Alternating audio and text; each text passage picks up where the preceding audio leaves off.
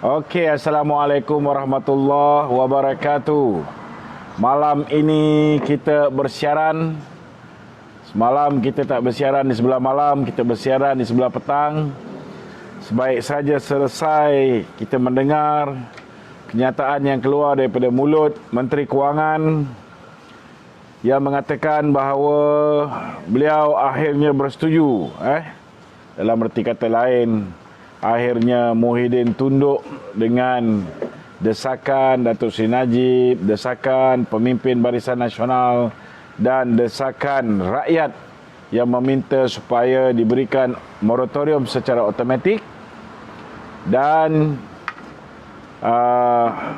hak rakyat pencarum KWSP untuk mengeluarkan caruman daripada akaun 1 KWSP. Jadi malam ni ada beberapa soal jawab, ada beberapa perkara yang dibangkitkan. Jadi ada beberapa orang panel penanya soalan yang sudah bersiap sedia. Silakan Zam. Assalamualaikum Dok. Okey. Okey, sehingga hari ini setelah semalam bajet telah habis dibentangkan. Okey. Masih lagi rakyat bertanya-tanya tu pasal isu KWSP dan moratorium. Okey. Okey, sekiranya berlaku pula kalau Tan Sri Muhyiddin gagal menunaikan juga tu, ataupun dia memberikan syarat yang lebih ketat. Macam mana tu? Apa akan jadi? Okey, pertama sekali sokongan yang diberikan oleh ahli-ahli parlimen daripada Barisan Nasional ialah setelah mendapat assurance ataupun jaminan daripada Menteri Kewangan bahawa mereka bersetuju dengan syarat kita untuk memberikan moratorium secara automatik kepada mereka yang terjejas. Yang kedua, memberikan hak untuk pengeluaran KWSP kepada pencarum-pencarum yang pendapatannya terjejas, sama ada dalam bentuk yang kehilangan pekerjaan, sama ada dulu bekerja sepanjang masa, sekarang ada yang diminta untuk bekerja 1 hari kerja, 1 hari tak kerja, 1 bulan kerja, 1 bulan tak kerja. Ada yang dulu boleh ambil overtime, tapi sekarang sudah tak boleh ambil overtime. Dulu pendapatan melalui perniagaan mereka okey, sekarang ni merosot ketika berhadapan dengan COVID. So, inilah antara benda-benda yang telah pun kita dapat mandat dan kita dapat persetujuan daripada Menteri Kewangan dan juga Perdana Menteri. Namun tuan-tuan, apa yang telah pun diluluskan pada 26 hari bulan, iaitu hari semalam, adalah kelulusan di peringkat dasar. Di peringkat dasar, selepas ini 11 hari akan ada sesi perbahasan di peringkat jawatan kuasa. Jadi bila berbahas di peringkat jawatan kuasa ni, akhir sekali akan diundi sekali lagi. Diundi sekali lagi. Dan kalau lepas yang itu, barulah dikira sudah pun mendapat kelulusan Dewan Rakyat. Kemudian kena bawa pergi Dewan Negara pula. Jangan lupa itu ada maknanya kena dapat juga kelulusan Dewan Negara. Namun sekiranya dalam tempoh lebih kurang 15 hingga 20 hari ni, sekiranya kita dapati bahawa mereka ni cakap tak serupa bikin. Contohnya janji nak mempermudahkan rakyat untuk mengeluarkan KWSP. Contohnya dia kata mereka yang terkesan. Kan? Ada setengah-setengah dia boleh tunjukkan bukti. Dulu dia kerja, lepas tu kena berhenti. Adalah surat cuti ataupun surat kena berhenti. Boleh ditunjuk sebagai bukti. Betul tak? Dulu pendapatan sekian banyak, sekarang sekian banyak. Kalau orang tu meniaga secara formal, bolehlah tunjuk akaun bank, akaun perniagaan. Kalau tidak pun boleh tunjuk akaun bank. Betul tak? Tapi ada juga orang yang meniaga secara tunai. Orang meniaga secara tunai. Ada juga. Ada juga orang yang dia selalu dapat duit, orang bagi tips saja pendapatan dia. Contohnya gali kubur ke, ada juga. Jangan lupa gali kubur pun kan.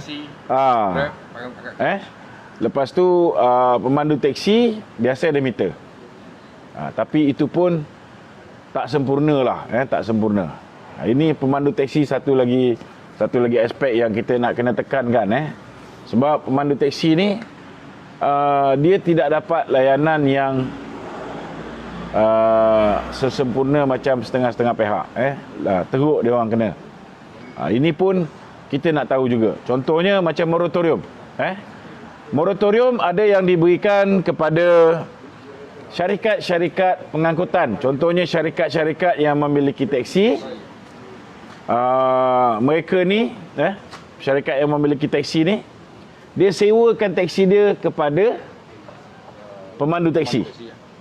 Syarikat ni dapat pinjaman. Dapat pinjaman. Dan dia dapat moratorium. Tapi masalahnya moratorium itu tidak dipanjangkan kepada pemandu teksi. Dan dalam tempoh PKP ni ada juga teksi-teksi yang ditarik. Yang ini kerajaan kena perhalusi. Dan kita juga tidak mahu ada setengah-setengah orang dia hidup, dia tak ada rumah dia sendiri. Dia menyewa rumah.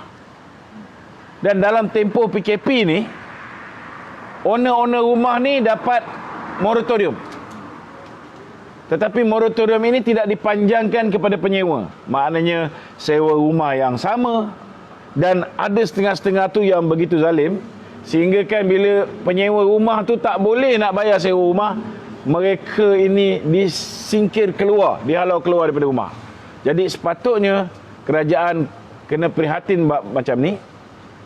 Kena ada satu undang-undang yang dibuat khusus untuk memastikan penyewa-penyewa rumah ini dalam tempoh keadaan kritikal, dalam tempoh COVID-19 ini, tidak ada yang bersikap zalim sehingga menghalau ibu tunggal ke ataupun orang yang betul-betul daif, OKU ke dan sebagainya, keluar daripada rumah dalam tempoh begini.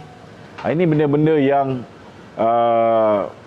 yang boleh diambil perhatian oleh kerajaan. Dan MPBN 43 orang ni boleh menjadi check and balance. Sekiranya kerajaan tak ikut apa yang dijanjikan, maka kita boleh memutuskan untuk menolak belanjawan di peringkat jawatan kuasa. Maknanya lulus di peringkat dasar, tak lulus di peringkat jawatan kuasa. Okey. Ini satu benda yang boleh dibuat. Perkara kedua, kena ingat, ada kemungkinan besar sekarang ni dia semua kata semua boleh. Tetapi mula daftar dan keputusan mungkin bulan depan baru tahu.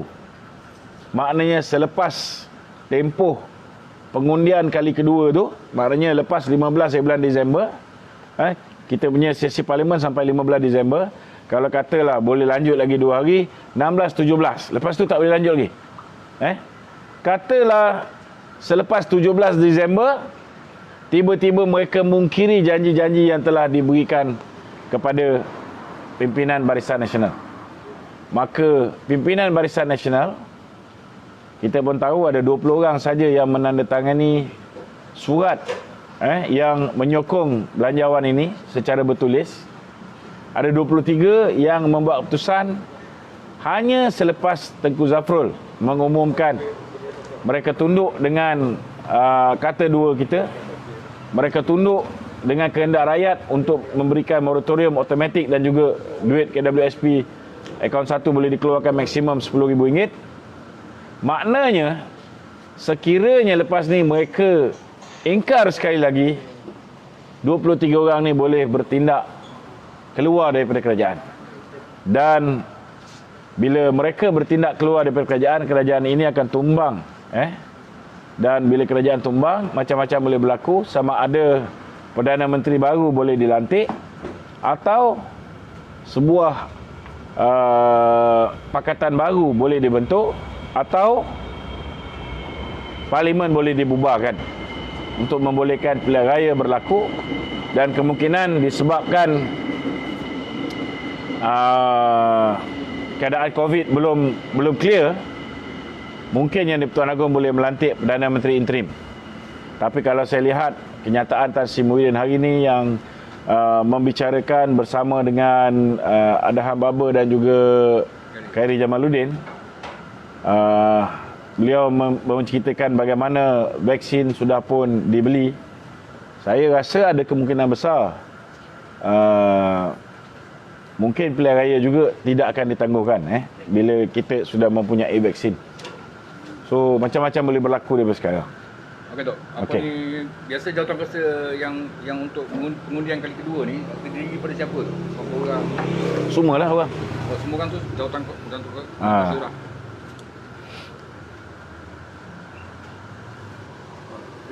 Okey, ada soalan lain? Okey Datuk, saya tengoklah. Sekiranya apa yang dijanjikan itu ditunaikan, kan? Ya. Yeah. Maknanya rakyat dah happy lah. Oh. Happy lah. So adakah gerakan nak menjatuhkan kerajaan sekarang ni akan diteruskan juga? Perlu diteruskan juga ke? Ada Dia simple. Okey. Kena bezakan di antara menyokong Muhyiddin Yassin dengan menyokong belanjawan. Dua perkara yang berbeza. Belanjawan ini ialah satu perbelanjaan yang nak kita gunakan bagi tahun hadapan, dan ianya termasuk pakej rancangan ekonomi dan termasuk pakej bantuan kepada rakyat. Jadi rakyat dah terkesan dengan COVID, rakyat perlukan bantuan daripada kerajaan.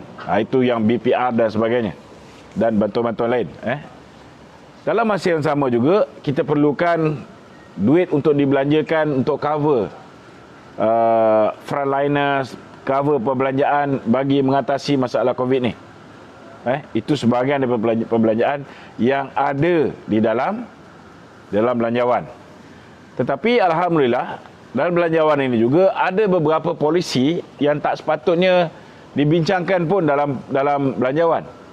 Contohnya macam moratorium. Itu tak semestinya masuk dalam belanjawan. Itu kerajaan sendiri boleh buat keputusan. Begitu juga dengan kebenaran mengeluarkan duit daripada akaun KWSP.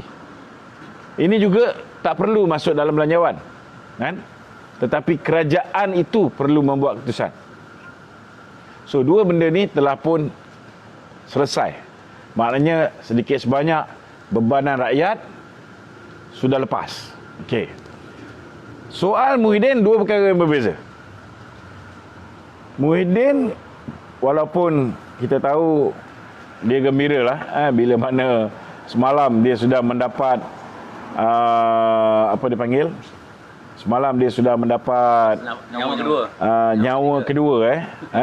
Dia ingat orang sokong belanjawan tu sokong dia lah, kan.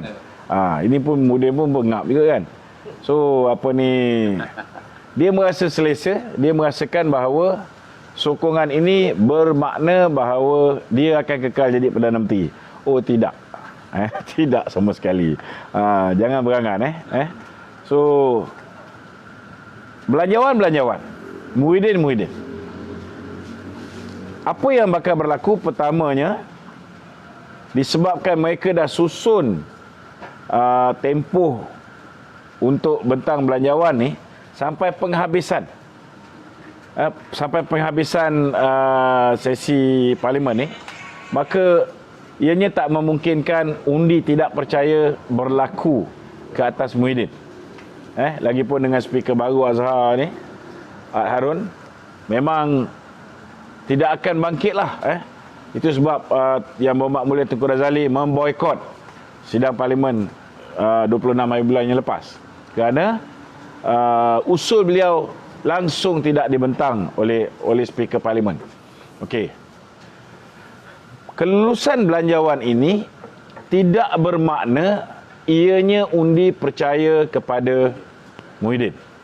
Okey.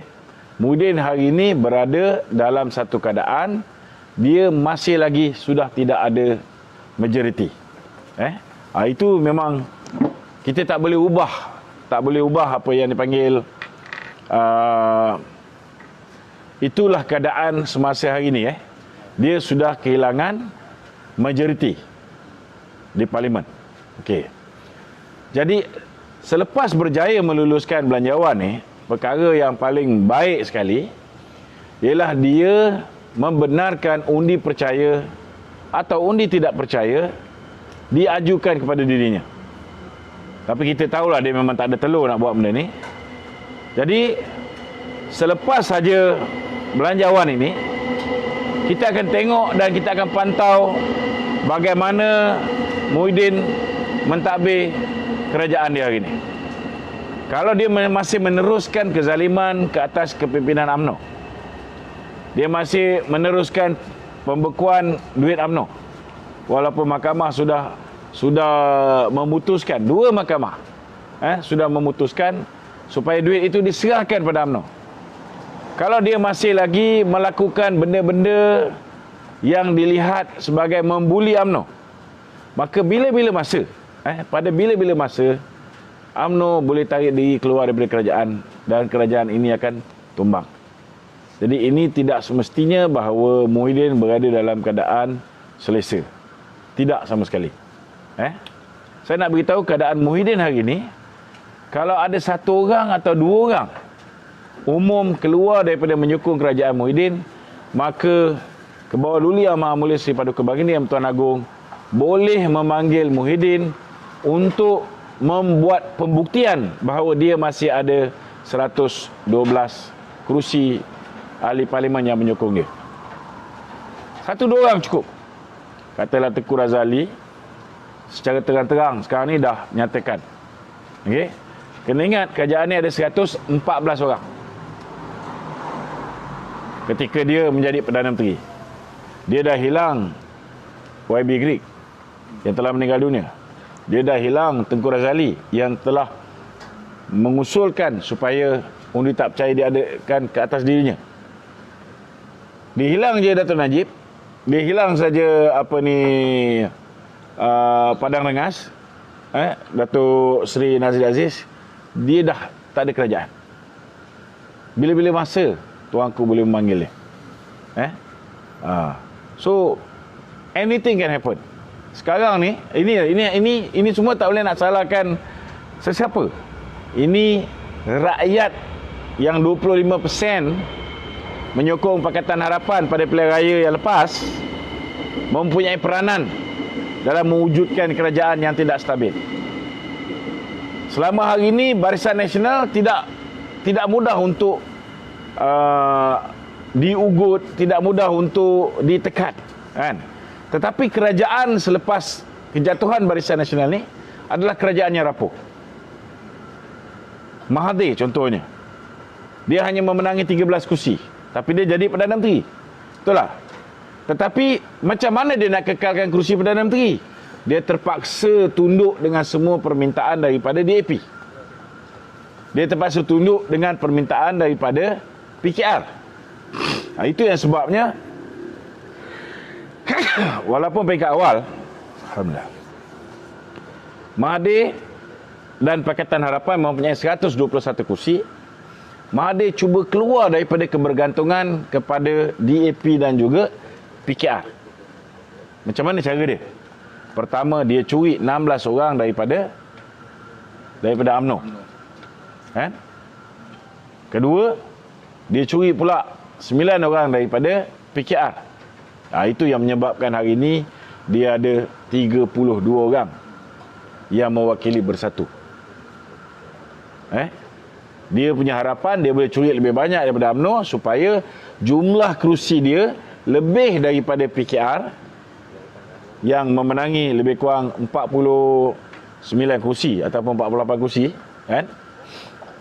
Supaya dia tak perlu handover. Bila tiba masanya, dia tak perlu handover kepada Anwar Ibrahim. Tetapi kalau misalnya tidak berlaku fitnah ke atas Barisan Nasional, tidak berlaku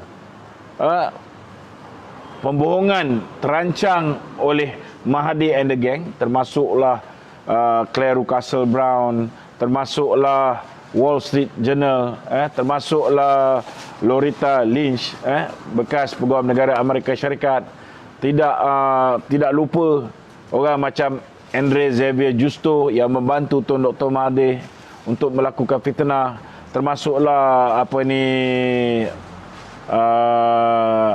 orang DAP seperti Lim Guan Eng, orang DAP seperti Tony Phua yang telah memomokkan, memberikan impression yang sangat buruk terhadap Barisan Nasional. Kalau benda ni tak termakan di rakyat yang 25% yang menyokong Pakatan Harapan pada pilihan raya yang lepas, maka sudah pasti kita ada kerajaan yang kuat dan stabil. Hari ini kerajaan kita rapuh. Kau tak dengar cakap kita pasal moratorium, kau tak dengar cakap kita pasal KWSP, kau akan hilang kerajaan. Nampak? Ini kesan akibat perbuatan mereka sendiri. Ini kesan termasuklah perbuatan Muhyiddin Yassin yang memfitnah kita. Akhirnya yang menjadi padah ni datang pada dia balik. Okay, ada soalan tu. Ya. Banyak orang kata dalam keadaan UMNO ni PAS ni tak tentu lagi nak ikut UMNO ke nak ikut BBM ke.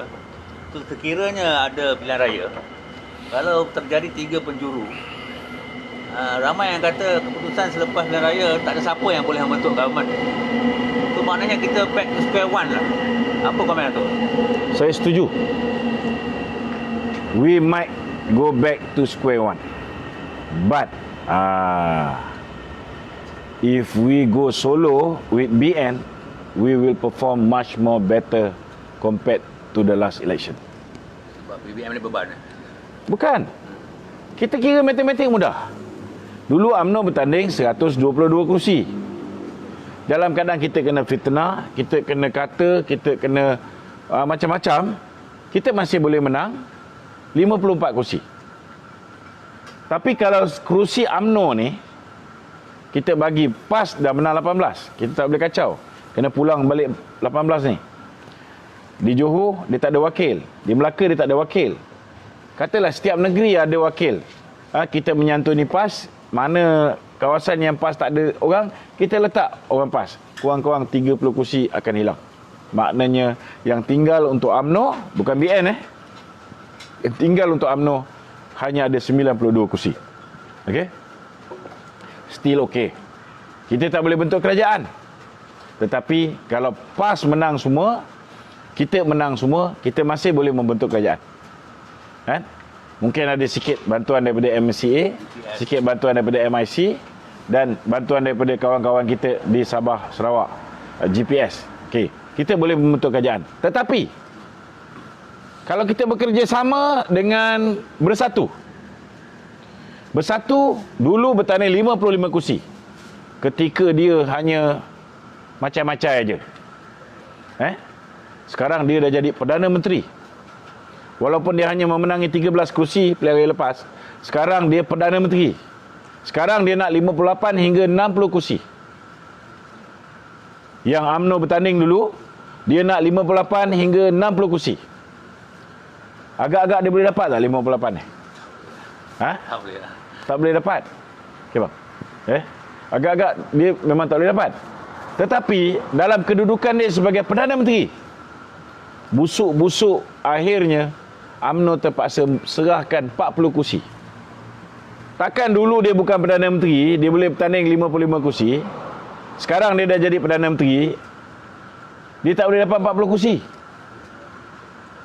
Nampak tak? So apa pilihan yang UMNO ada? Kalau otak UMNO yang memikir bagi pihak UMNO ni ialah Setiausaha Agung Barisan Nasional, Anwar Musa. Apa ada dalam otak Anwar Musa? Dalam otak Anwar Musa, kita ada kursi yang mencukupi untuk semua, PAS, UMNO dan Bersatu. Ini otak Setiausaha Agung Barisan Nasional. Maknanya baki tinggal 92 kursi tu, UMNO kena bagi berapa? 40 kursi pada Bersatu. Berapa tinggal untuk UMNO? 20 lebih lah. 52.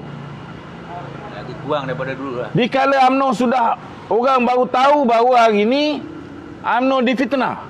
Orang baru tahu cerita pasal warna MDB apa semua banyak tak betul. Bukan Najib yang menipu. Bukan Najib yang merompak. Rupa-rupanya banyak fitnah. Dan yang terlibat sebenarnya ialah Zeti. Yang terlibat sebenarnya ialah Jolo. Yang terlibat sebenarnya ialah Nik Faisal. Tapi orang ni tak dihadapkan ke muka pengadilan. Nampak tak? Takkan dalam keadaan UMNO sudah pulih, dah dapat kembali keyakinan rakyat, kita nak bertanding hanya 52 kursi. Kalau kita bertanding 52 kursi, berapa kursi kita boleh menang? Agak-agak Datuk, kalau kita worst case scenario lah, Ya. kita bertanding solo, agak berapa kursi UMNO boleh menang? Saya boleh jamin busuk-busuk pun 80 hingga 90 kursi. Kuat tu. Betul. So kalau kita 80 hingga 90 kursi, kalau kita pergi solo, kita biarkanlah bersatu bertanding atas diri dia sendiri. Sebab Muhyiddin kata dia punya populariti lebih hebat daripada mana-mana pemimpin BN. Dia punya populariti, Siapa cakap tu? ialah yang cakap ni Emir Research ni. Rais apa? Husin. Kenapa dia tak suruh Lokman Adam cakap? Kan? Kalau dia tanya aku akan cakap dia memang popular, lebih popular daripada Nik Haji. Itu je. Betul tak? Okey, lepas saya Tak. Ini benda ni kita kena tangkap. Ramai orang tak faham kenapa aku menentang benda ni. Okey. Dalam keadaan katalah the best case scenario, UMNO menang semua 52 kursi, PAS menang semua 30 kursi, PPBM menang 40 kursi. Siapa akan jadi Perdana Menteri? PPBM lah. PPBM lah. Sebab apa PPBM? Sedangkan UMNO menang 52 kursi. By rights, majority akan jadi Perdana Menteri. Betul tak? Tapi disebabkan kita bergabung dengan sebuah parti yang membuli, yang mana minority control the majority. Ini rosak sistem demokrasi kita ni. Mereka tetap akan mahu jadi Perdana Menteri.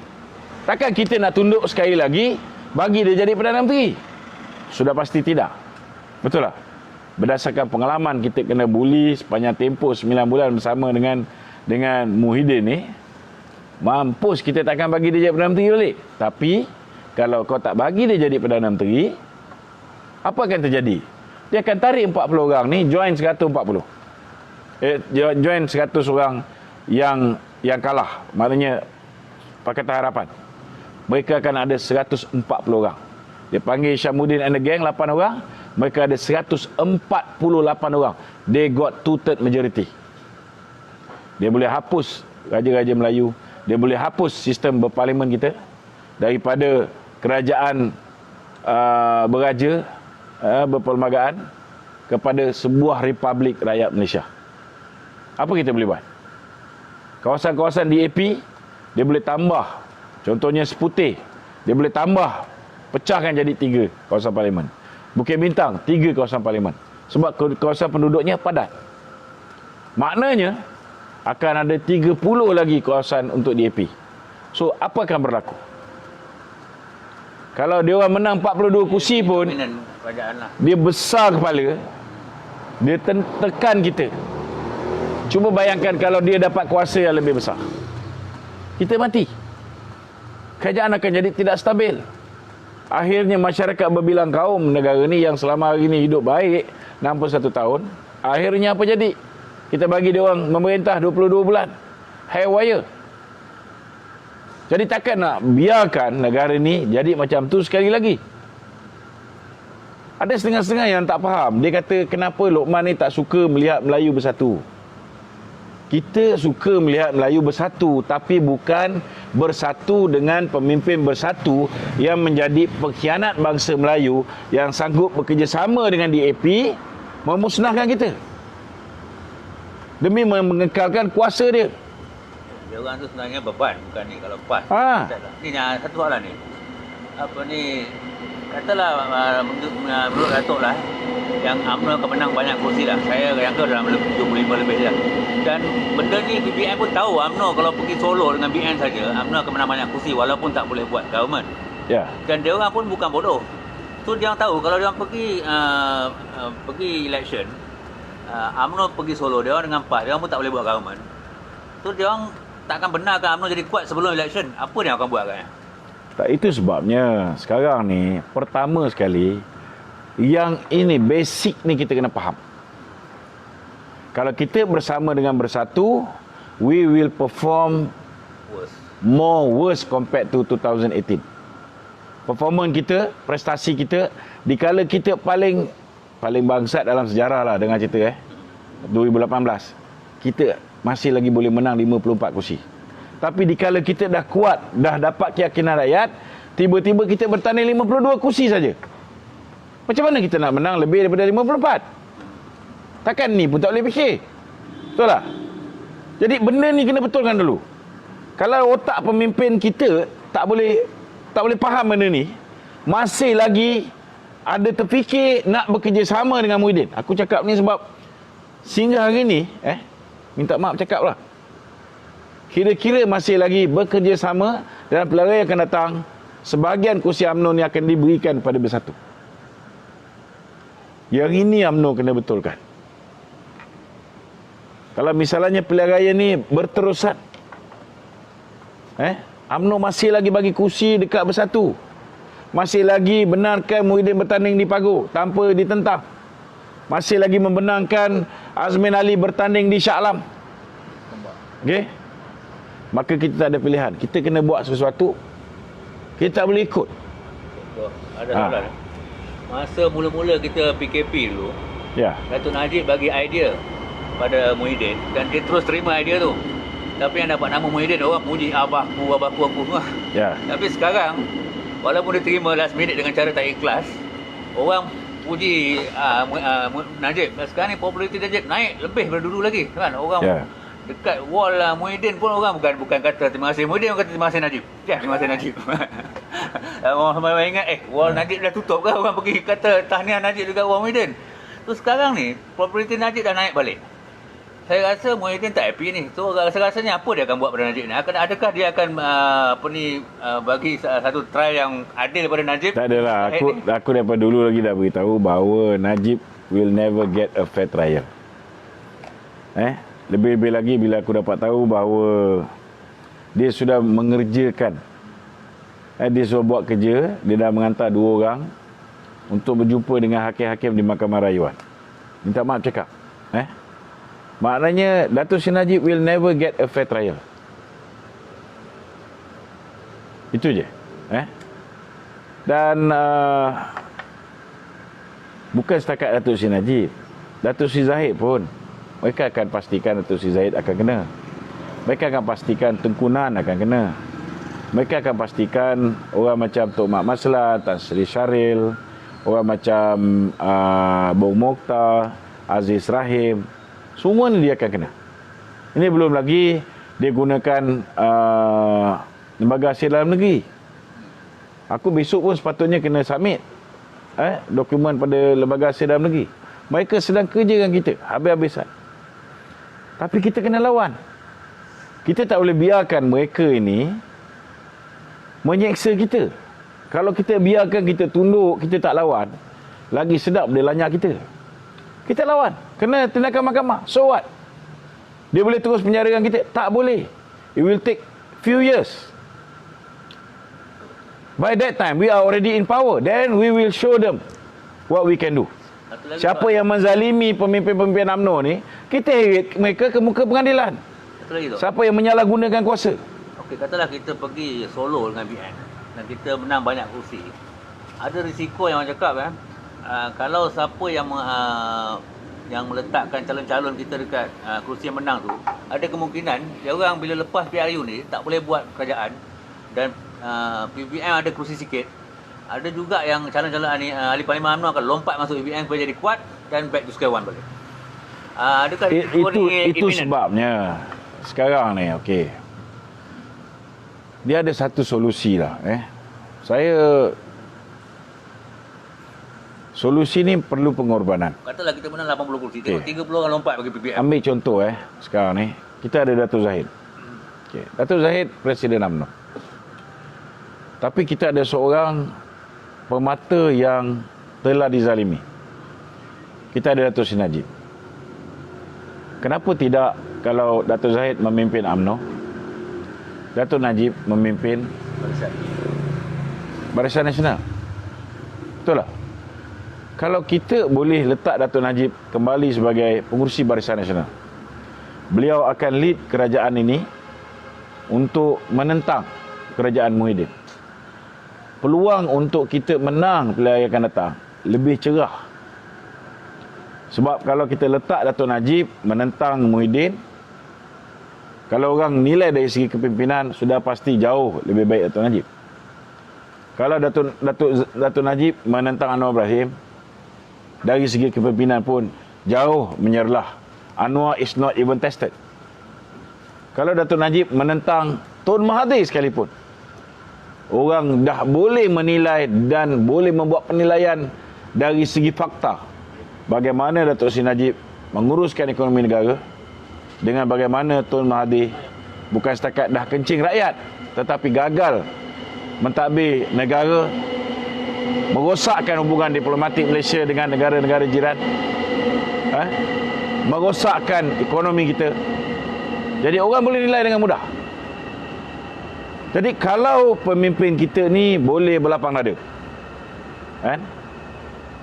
Boleh berlapang dada, kita angkat balik Datuk Najib jaga BN, Tok Mat dengan Datuk Zahid jaga UMNO. Cantik lah. Sebenarnya orang William Bangsa lagi suka sebab apa? Dia tak mahu Presiden UMNO jadi Perdana Menteri. Okey, tak apalah.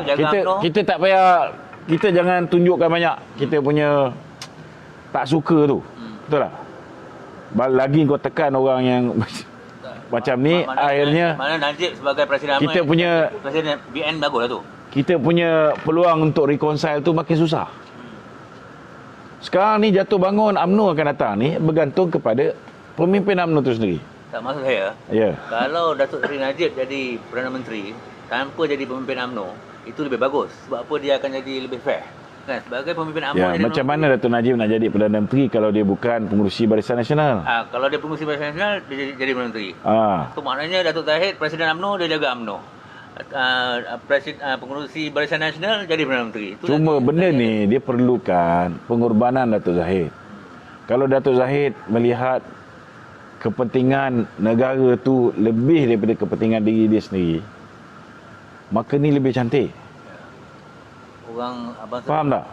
Sebab sekarang ni kita berada dalam senario bukan negara ni kaya raya, bukan negara ni tidak ada masalah, bukan negara ni tidak ada masalah kegawatan ekonomi. Kita berada dalam krisis. Disebabkan kita berada dalam krisis ni lah, kita perlu seorang pemimpin yang well tested, yang sudah teruji, ada track record, yang rakyat percaya, yang pelabur-pelabur asing yakin dia boleh pulihkan negara ni, mereka boleh bawa masuk duit ke dalam negara ni. Ini kita nak ambil orang jadi menteri yang baru lepas universiti, tiba kerja dapat kerja. Tak boleh. Susah. Betul tak? So kalau kita boleh buat benda ni, boleh satukan pemimpin UMNO ni, saya yakinlah kita boleh menang. Walaupun kita BN solo, kita boleh menang dengan mudah. Kita boleh menang dengan mudah. Tapi kalau status quo macam sekarang ni, payah. Sebab kita nak bertanding sendirian pun kita tidak ada keyakinan. Kita masih lagi nak menempel dengan bersatu. Susah. Kita kena pisahkan diri kita dengan pengkhianat ni dulu. Ada yang berpendapat kemelut politik negara sekarang ni semuanya berpunca daripada Mahathir. So, jadi lepas pilihan raya pun, kalau elemen-elemen dan influence Mahathir ni masih ada dalam politik negara, adakah kita akan stabil tu? Pertama sekali kena faham, Mahathir ni dia nak jahanamkan UMNO untuk apa?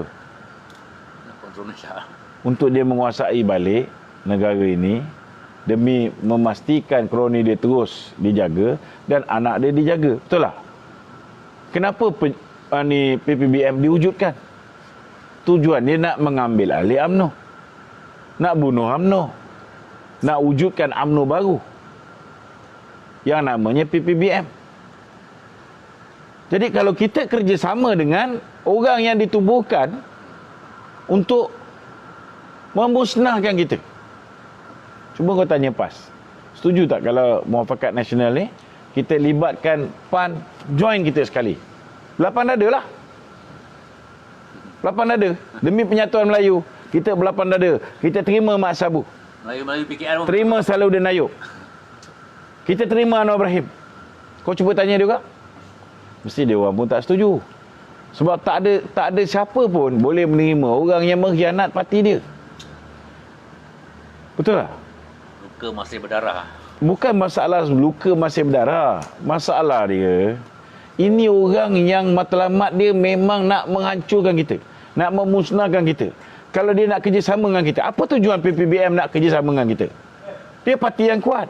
Nak pakai undi. Presiden dia popular, lebih popular daripada parti dia. Betul tak? Presiden dia lebih popular daripada, kononnya lah lebih popular daripada parti UMNO. Kau bertanding jelas sendiri. Kenapa tak nak? Kenapa nak kena bergantung dengan UMNO juga? Kenapa nak kena masuk pilihan raya bersama UMNO? Kerana dia mahu kuota kita. Dia nak kursi yang kita bertanding 122 ni, dia nak yang itu. Sebab dia tahu kalau dia bertanding, dia bekerjasama dengan Pakatan Harapan, dia tak boleh menang. Dulu ketika kita difitnah, dikhianat pun, dia orang bertanding 55 kursi, dia hanya boleh menang 13 kursi. Itu sebab dia hantar Muhyiddin masuk ke dalam Muafakat Nasional bersama dengan Perikatan Nasional, supaya bila berhadapan dengan pilihan raya, dia boleh ambil kursi kita. Bila kita tak bertanding kursi banyak macam kat Sabah, kita dah ada apa dipanggil, testimoni. Kita suruh bertanding 73 kursi. Tapi last kali kita bertanding berapa? 42 kursi. Apa jadi? 14 je kita dapat. Ada penyokong-penyokong kita yang biasa undi Barisan Nasional, pergi ke petak mengundi, cari Barisan Nasional, tak jumpa. Yang dia jumpa, yang rupa macam Barisan Nasional, Perikatan Nasional. Maka dia pangkal yang tu. Itu pun dia orang dapat hanya berapa kursi? 11 kursi. Betul tak? Jadi kena betulkan dulu. Kalau kita nak menang pilihan raya akan datang, paling penting sekali, kita tidak boleh lagi bekerjasama dengan pengkhianat yang nak memusnahkan kita. Dah terbukti dah. Bukan setakat dia aniaya pemimpin kita, bukan setakat dia tahan duit UMNO, bukan setakat dia tikam kita daripada belakang di Sabah, bukan setakat dia tidak mengagihkan jawatan menteri, jawatan timbalan menteri dengan adil, bukan setakat dia minoriti ambil hak kita sebagai majoriti, jawatan Perdana Menteri, jawatan timbalan Perdana Menteri pun dia tak bagi pada kita. Betul tak? Orang yang tak reti nak memerintah dengan adil ni, macam mana kita nak jadikan sahabat? Macam mana kita nak bekerja sama dengan mereka? Dan yang paling bodoh sekali, apa kebangang kita nak bagi kursi kita bagi pada orang yang khianat kita? Takkan ini pun tak boleh fikir? Ada soalan lagi? Okey Tok, apa ni berbalik pada bajet pada 26 Mei bulan itu. So daripada pengundian dasar tu ramai yang menyokong lah. Jadi BN menyokong tu atas dasar sebab tuntutan BN tu KWSP dan moratorium telah dipenuhi. Manakala DAP dengan PKR pula, apa pandangan Datuk? Apa yang dia setuju sangat dengan bajet tu? Dia orang bukannya setuju, dia orang tak bangun membantah aje. Kena faham juga, dia orang pun bukan bodoh juga. Dan Muhyiddin pun, macam aku cakap lah, Muhyiddin ni datangnya daripada Pakatan Harapan. So bila dia dalam keadaan terdesak, UMNO dah bagi kata 2 pada dia, kan? So macam mana cara dia? Akhirnya dia jumpa balik Anwar Ibrahim, dia jumpa balik DAP. Itu pasal Anwar Ibrahim bagi arahan supaya semua sokong belanjawan. Anwar Ibrahim pembangkang, ketua pembangkang bagi arahan suruh sokong belanjawan Muhyiddin. Maknanya apa tu? Maknanya apa? Takkan kau tak faham lagi. Kalau kau bangang sangat, kau bagi lagi kursi dekat Bersatu, lepas pilihan raya kau rasa dia ke mana? Dia pula jual dengan DAP. Tak boleh fikir. Bukan kata kita ni pandai, tapi this is very simple logic. This is very simple logic. Okey Tok, ni untuk pengetahuan rakyat Malaysia lah Tok. Semenjak Muhyiddin ambil alih kerajaan pada bulan Februari yang lalu, banyak perkara yang dia minta nasihat daripada, bukan minta nasihat lah, dia akan ikut apa yang Datuk Seri Najib sarankan untuk memulihkan keadaan COVID, ekonomi dan sebagainya. Jadi Datuk Najib ni lebih kepada untuk menjaga rakyat tu. So bila bajet baru-baru ni pun sama Datuk Najib kemukakan lah pasal rintihan rakyat ni. Dia perlukan moratorium dengan KWSP untuk kesinambungan hidup lah. Ya. Jadi kalau katakanlah andai kata satu hari nanti Datuk Najib dipenjarakan oleh media ni, apa akan jadi pada rakyat Malaysia ni? Kat siapa dia nak mengadu untuk?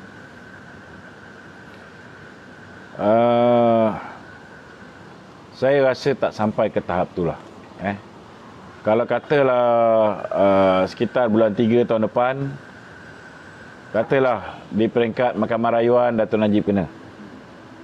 Untuk pergi ke peringkat Mahkamah Persekutuan, itu pun makan masa. Maknanya sempat untuk pilihan raya itu berlaku. Itu sebab kita tak boleh berterusan menjadi bodoh. Minta maaf cakap lah. Bahasa aku ni memang tak reti nak bahasa berlapik-lapik yang tak reti. Kita tak boleh membenarkan diri kita berterusan jadi bodoh. Orang ni dah zalimi kita. Orang ni dah tindas kita. Orang ni pintal tangan kita. Duit kita dia tahan. Orang ni dah penjarakan pemimpin kita. Orang ni juga membuli kita. Orang ni juga tikam belakang kita di Sabah. Disebabkan dia merayu-rayu dengan kita, dikala nyawa dia dah sampai ke hujung tanduk, kita lepaskan belanjawan. Kau rasa lepas ni dia nak berhenti daripada menzalimi kita? Apa akan jadi pada rakyat sekiranya Datuk Najib berzalimi? Itu sebabnya bila dah tahu perangai hodoh dia ni, kita potonglah. Hentikan kerjasama dengan dia. Hari ni kerajaan ni sama ada masih berdiri ataupun tidak bergantung kepada UMNO. Kena ingat, kalau UMNO hari ni mengambil keputusan keluar daripada Pakatan Harapan, bungkus daripada Pakatan Harapan 2.0 lah, bungkus 2-3 orang, 4-5 orang keluar, terbongkang kerajaan ni, maka kita boleh pergi pilihan raya. Ini yang paling penting sekali. Yang paling penting sekali, kita kena segera pergi kepada pilihan raya. Terutamanya selepas Muhyiddin hari ini mengumumkan ada vaksin. Dah beli vaksin. So, edarkan vaksin tu. Segerakan pilihan raya. Ikut SOP yang tidak memudaratkan orang yang nak keluar mengundi.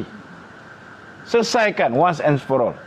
Tetapi kena ingat, nak selesaikan masalah ni, UMNO kena berjalan bersendirian. UMNO kena letak orang yang betul-betul capable untuk memimpin UMNO, untuk memimpin Barisan Nasional. Kena korban lah. Kalau belum masa jadi Perdana Menteri itu, jadilah timbalan. Yang mana yang dah merasa jadi timbalan, terpaksa pergi ke naib, pergilah. Dengan syarat parti kita ni menang. Kita korbankan sedikit kita punya ego, kita korbankan sedikit masa depan kita, kita undur ke belakang untuk bagi laluan kepada orang yang betul-betul kita yakin boleh memimpin kita. Okey? Kalau nak mikir nak menang lah. Kalau setakat nak memikir, nak jadikan UMNO ni sebuah parti terpencil macam Golkar di Indonesia, silakan. Semua berebutlah. Nak jadi presiden, semua berebutlah. Nak jadi pengurus CBN, semua berebutlah. Bergaduh sama sendiri. Tok, ada di antara pemimpin PAS UMNO yang sangat, orang kata, beria sangatlah agar PN ni berjalan lancar tu. Tapi saya nak tanya tu, adakah PN ni bawah kepimpinan Muhyiddin ni diselesa dengan Datuk Najib, kalau masih ada lagi Datuk Zahid, masih ada lagi dalam UMNO, adakah itu retorik itu? Itu soalan yang tak sepatutnya ditanya. Kalau dia selesa dengan Datuk Najib, dia tak campur tangan urusan mahkamah. Kalau dia selesa dengan Datuk Zahid, tak adalah Hamzah Zainuddin ugut, if you don't follow us, we will jail you and your daughter. Kan? Pasal keluar ayat-ayat macam ni lah yang menyebabkan pemimpin UMNO retaliate. Yang menyebabkan pemimpin UMNO merasa diri mereka dibuli, tangan mereka dipintal. Itu yang mereka pun bagi kata dua. Tapi Anwar Musa gembira. Anwar Musa kau tak payah cerita. Anwar Musa ni susah agung PPBM. Lidah rasmi Muhyiddin Yassin. Sebab apa dia lidah rasmi Muhyiddin Yassin? Dia ketua perangan C5. Sebab Hamzah Zainuddin buat kerja senyap-senyap. Dia buat kerja gelap. Dia tak boleh buat kerja cakap dengan rakyat ni. Jadi kerja bercakap dengan rakyat, jadi lidah Muhyiddin ialah Anwar Musa. So we write off Anwar Musa ni. Tak payah bincang lah. Dia orang kecil je. Ramai yang tak faham gitu. Dia orang cakap PBM ni dengan Azmin ni join UMNO sebab perpaduan ummah. Ramai yang tak tahu kenapa dia orang masuk sebelah sini. Yalah. Terang lagi sekali tak? Senang je. Demi nak memastikan budaya seks luar tabi'i ni diimarahkan, maka kita kena bersama dengan Azmi Ali. Main buntut macam Anwar tak boleh. Kena main. Kalau punggungnya dimain boleh. So kau jangan tanya aku, Zam, soalan-soalan macam ni. Bukan, maknanya ramai yang tak faham. Dia orang join sini sebab dia orang putus sepit kat sana. Kan? Tak, no way. They have realized that they cannot win the next election if they are together with DAP and PKR. So they re-strategize. Dia masuk kelompok kita, menyelinap, dan dia cuba rampas kursi yang kita tandingi. So bila dia dapat kursi yang kawasan Melayu ni, dengan menggunakan jenama kita, menunjukkan dia ni sepasukan dengan kita. Takkan orang undi UMNO, orang tak undi PPBM, orang tak undi Perikatan Nasional, sedangkan kita dalam satu pasukan. Kalau dia go against us, they will never win.